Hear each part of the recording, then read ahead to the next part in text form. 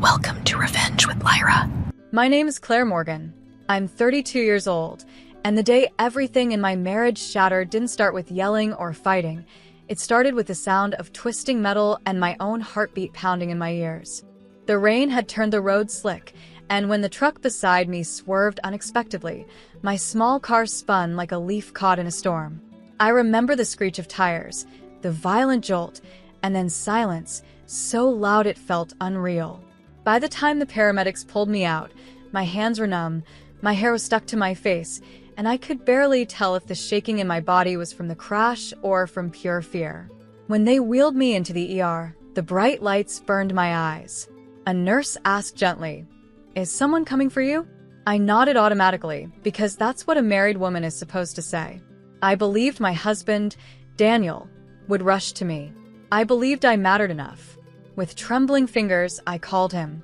My voice was barely stable as I said, "I had an accident, can you come pick me up?" His reply wasn't a call. It was a text. A cold, casual text that might as well have been from a stranger. "I'm at lunch with my female best friend. I can't just leave." For a moment, I thought I read it wrong. My vision blurred, not from the pain in my ribs, but from something deeper. Something far older than the accident. I typed slowly. "Okay," even though nothing about it was okay. The nurse returned, expecting reassurance. I forced a smile I didn't feel and said, "Someone is coming." No one came. Minutes bled into an hour. An hour bled into 2. Every time the ER doors opened, I looked up instinctively, hoping, then pretending I wasn't hoping. That was the moment I understood what kind of place I held in his life. But miles away, in a warm restaurant filled with laughter, a police officer was walking toward my husband's table, and the words he spoke would make Daniel regret every second he left me sitting alone in that cold hospital hallway. I sat on that air bench with a thin blanket around my shoulders, the kind that keeps you warm for only a moment before the cold finds you again. My fingers kept brushing the bandage on my arm, tracing the rough edges just to remind myself I was still here, still breathing, even if I felt half erased. Around me, families moved like little worlds of their own, husbands guiding wives by the elbow, daughters holding their fathers' coats, friends rushing in with worried eyes. Every time the doors opened, hope jumped in my chest before reality slapped it back down. Daniel wasn't coming. He was choosing someone else. Again. It wasn't the first time, not really. His female best friend, Lila, had always been harmless, according to him. Like a sister. "Don't be insecure. She needs me." But the truth was simpler. I had spent years watching him light up at her messages while mine went unanswered. I had watched him cancel our anniversaries, but never their lunches. I had watched him defend her tears while dismissing mine. And now, sitting here bruised and alone after a crash that could have killed me, it hit me like another collision. This wasn't new behavior. This was the pattern. A nurse eventually sat beside me, her voice gentle. "You're shaking, sweetheart. Are you sure no one can come for you?" I opened my mouth, but nothing came out. The shame was a weight I could barely hold. I hated the idea of explaining that my husband had chosen a social lunch over my life. So I whispered the only lie that made the pain quieter. "He's on his way." But inside, something was starting to crack. Something old. Something tired. Meanwhile, Daniel was laughing at a table across town, clinking glasses with Lila like the world was gentle and uncomplicated. But fate has a habit of delivering messages at the perfect moment.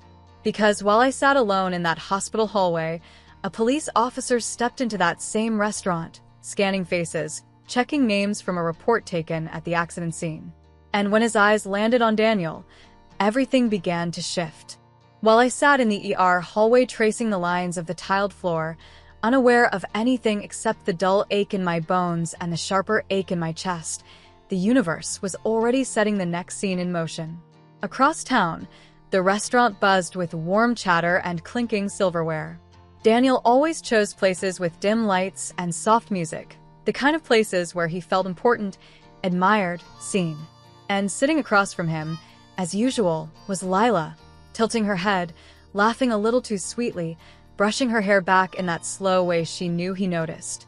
Daniel checked his phone once, not to see if I was okay, but to silence the notifications so it wouldn't interrupt their lunch. "She'll be fine," he said casually, slipping the phone face down on the table. Lila smiled, relieved to have his full attention again. This was their rhythm, her adoration, his eagerness, and my place always somewhere behind both of them. But fate doesn't care about rhythms. It only cares about truth. Just outside the restaurant, a police cruiser rolled to a stop. Officer Ramirez stepped out, holding a small notepad filled with details from my accident report. He wasn't looking for trouble. He simply needed a witness statement from the spouse listed on file. The hospital had tried contacting Daniel after the paramedics noted his number, but he never answered. Now it was the officer's turn. He walked inside, eyes scanning the room. The hostess pointed toward Daniel. "He's been here a while," she whispered. The officer noticed the half-eaten dessert, the wine glasses, the relaxed posture. The kind you have when your world feels safe. He approached the table slowly. "Excuse me, are you Daniel Morgan?" Daniel blinked, confused. Yes? Is there a problem?" Officer Ramirez lowered his voice, but every word carried weight. "Sir, your wife was in a serious car accident. The hospital has been trying to reach you. She's been waiting for hours." Lila's smile collapsed. Daniel's face drained of color. And for the first time in years, he realized something he had never once considered. I had finally stopped waiting for him. But now the world had stopped waiting for his excuses. Back in the ER, I sat with my hands clasped so tightly that the bandages crinkled. I didn't know what was happening at that restaurant. All I knew was the hollow feeling in my chest, a quiet certainty settling like dust. This was the last time I would ever wait for Daniel to choose me. A nurse handed me water, and when our eyes met, she seemed to understand more than I said. "You don't deserve to be sitting here alone," she whispered. The words almost broke me because they were too true, too simple, too far from the life I had been living. I checked my phone again. Nothing. Not a missed call. Not a message asking if I was okay. Only the earlier text, cold as winter air. "I'm at lunch with Lila. I can't just leave." I realized something painful but freeing. I had been making excuses for him for years. Every dismissal, every forgotten promise, every time he put me second, third, or last, I had smoothed it over with love he never returned with the same weight. The accident didn't break anything new. It only exposed what had been cracked for a long, long time. When the hospital discharged me, I requested the fastest release they could legally give. I didn't want pain meds. I didn't want a wheelchair escort. I just wanted out. The cold evening air hit my skin like a wake-up call. Instead of calling Daniel again, I opened a rideshare app and requested a car myself. As I waited outside under the flickering streetlight, the truth settled deeper into me than any bruise. If someone truly loves you, you never have to convince them to show up. On the ride home, the driver glanced at me through the mirror.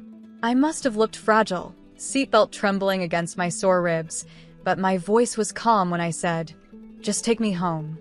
Outside the window, lights blurred like watercolor, and for the first time, I didn't feel guilty about the silence between me and my husband. I wasn't abandoning my marriage. I was walking away from a lie. And this time, Daniel would feel my absence long before I ever needed his presence again. By the time I reached home, the bruises from the accident felt tender, but the bruise on my heart felt older, as if it had been there long before the crash, just waiting for me to notice. I moved slowly through the house, taking in every detail. The photo frames he always angled toward himself, the throw blanket Lila had given us that he insisted on displaying, the scent of the cologne he wore only on days he met her. None of it felt like mine anymore. None of it felt like ours. I sat on the edge of the couch and whispered into the empty room, "I deserved better than this." And for the first time, it didn't sound like a wish. It sounded like a truth. I didn't cry. I didn't scream. I didn't wait for him to walk through the door with too late apologies. Instead, something clear and calculated began forming inside me. Not revenge and anger, but revenge and clarity. Revenge that comes from finally choosing yourself. I unlocked my phone and opened my social apps. I posted a simple update on my story. Home from the ER. grateful to be alive. No mention of Daniel. No blame. Nothing dramatic. But people who loved me, friends, coworkers, even my cousin who barely checks messages, started replying instantly. ER? Are you okay? Where was Daniel? Do you need anything? Should I come over? Accident? What happened? I didn't answer any of them. I didn't have to. Their questions became the mirror Daniel avoided. Next, I texted my closest friends and invited them over for dinner the following evening. I wanted laughter in the house, real laughter, not the rehearsed kind my husband and Lila shared over wine glasses. Before going to bed, I made one more move. I messaged Lila's longtime boyfriend, the one Daniel always pretended didn't exist because it made things inconvenient for him. I kept it polite. Just letting you know I was in a car accident today. Daniel was with Lila for hours. No accusations. No commentary. Just truth. And truth, when revealed at the right moment, can be sharper than any blade. My revenge had begun. Quietly, cleanly, and with the one thing Daniel never expected from me. Strength. The next morning, I woke up with soreness rippling through every muscle, but for the first time in years, my mind felt steady. I moved slowly, making coffee, touching the counters, studying the quiet of my home. It's strange how silence hurts when you're waiting for someone, and how peaceful it becomes when you finally stop. I showered, dressed gently to avoid the bruises, and prepared myself for the day ahead. Because today, I wasn't going to stay silent anymore. Daniel and I ran a small family business together, something I built with my own hands, and something he liked to claim credit for. And I knew exactly where he'd be at 9 a.m., the staff meeting. So I walked in, chin lifted, bruises lightly concealed, but strength radiating through every step. The team murmured the moment they saw me. I never missed a meeting unless something serious happened. Daniel's face went pale. He hadn't expected me there. He certainly hadn't expected me standing. "Claire," he said, rushing forward, voice low. "I was going to come home. I swear." I lifted a hand. "Let's start the meeting." People sat. Daniel hovered beside me, uneasy. He was waiting for me to cover for him, to protect him like I always did. But that version of me had died in the ER waiting chair. I started the meeting with one simple sentence. Family is defined by who shows up in your hardest moments. Silence fell like a stone. I didn't accuse him. I didn't raise my voice. I didn't mention the accident or the hours of abandonment. I didn't need to. The truth was already spreading through whispers from my friends online, through questions people had asked him when he came home late, through the worried texts he ignored for hours. Then the door opened. Lila walked in, carrying paperwork for Daniel, but when she saw me, she froze. Her guilt showed before her words did. She dropped her gaze, cheeks flushing bright red. The staff looked between her and Daniel, confusion shifting to realization. Reputations don't break loudly. They crack quietly, under the weight of truth that can no longer be hidden. And Daniel's carefully polished image had just begun to crumble. That evening, Daniel came home with flowers and shaking hands, the kind he only bought when he wanted forgiveness, without accountability. His voice trembled as he said my name, like he finally understood that something inside me had shifted in a way he couldn't undo. I watched him stand there, confused, afraid, trying to guess which version of me he'd come home to. But the truth was simple. There was no version of me left that would carry him anymore. "I'm sorry," he began, stepping closer. "I should have answered. I should have come. You chose," I said softly, cutting through his excuses. "And now I'm choosing too." He blinked rapidly, like he didn't recognize the woman in front of him. "Claire, I'll make it right. We can fix this. Please." His voice cracked at the end, but guilt is not love. Panic is not devotion. And flowers can't erase the sight of my own reflection in that ER window, small, alone, forgotten. I needed you when my car was crushed. I needed you when I couldn't stand without pain. And you were laughing over wine with another woman. My words weren't loud. They didn't need to be. Truth doesn't require volume. He reached for me, but I stepped back. For the first time in years, He looked truly frightened, not of losing me, but of losing the person who made his life easy. He tried again. "Tell me what to do." "You don't get to fix this," I said. "You don't get to rewrite what happened. You abandoned me, Daniel. And now you're facing what you built." His shoulders collapsed. The silence stretched, thick with the understanding that I wasn't bluffing. I wasn't dramatic. I wasn't punishing him. I was done. I grabbed my coat and keys. "I'm going out," I said. "Where?" he whispered. "To people who actually show up." I walked out without looking back. The night air felt cold but honest. I got into my car and drove toward a place where laughter waited for me, a place where my friends were gathered, ready to celebrate the strength they always knew I had. Daniel had chased comfort. I was choosing freedom. A few months later, I found myself standing in the same place where everything had started, beneath the soft glow of the garage lights at our business, sorting through old invoices and photographs. But this time, I wasn't shaking, bruised, or waiting for someone to choose me. I was steady, certain, whole. My life didn't snap apart after the accident. It quietly reassembled itself into something stronger, something mine. Daniel still tried now and then. A message asking if we could talk. A letter left on the counter. Flowers on random Tuesdays. But every attempt felt like a stranger trying to undo a story he never took the time to read. I didn't respond with anger. I didn't respond with hope. I simply didn't respond, because peace speaks louder than explanations. At the business, the staff began naturally turning to me with questions, decisions, ideas. Not because Daniel had stepped back, but because I had stepped forward. People trust those who show up. And I had shown up for them long before I learned to show up for myself. Meanwhile, Lila's situation changed too. Her longtime boyfriend confronted her with the message I'd sent. Lies unraveled, trust dissolved, and suddenly the lunches didn't look so innocent. She stopped coming to the meetings entirely. Her smile faded from the edges of our lives. Daniel had lost the illusion of loyalty he'd clung to for years, and he had no one left to blame for it but himself. One afternoon, as I stood outside watching the sun dip behind the building, Officer Ramirez passed by. He recognized me instantly and paused. "You look better," he said quietly.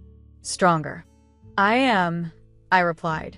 He nodded with a small smile, the kind given when someone has witnessed your lowest moment and now sees you standing taller. That evening, I drove home alone, windows down, cold air filling the car. No bruises. No waiting. No silence that hurt. Just peace sliding into the empty spaces where pain used to live. And as I stepped into my quiet house, I whispered one final truth into the soft light of my new life. Sometimes the real revenge isn't destroying someone. It's finally choosing yourself and never looking back.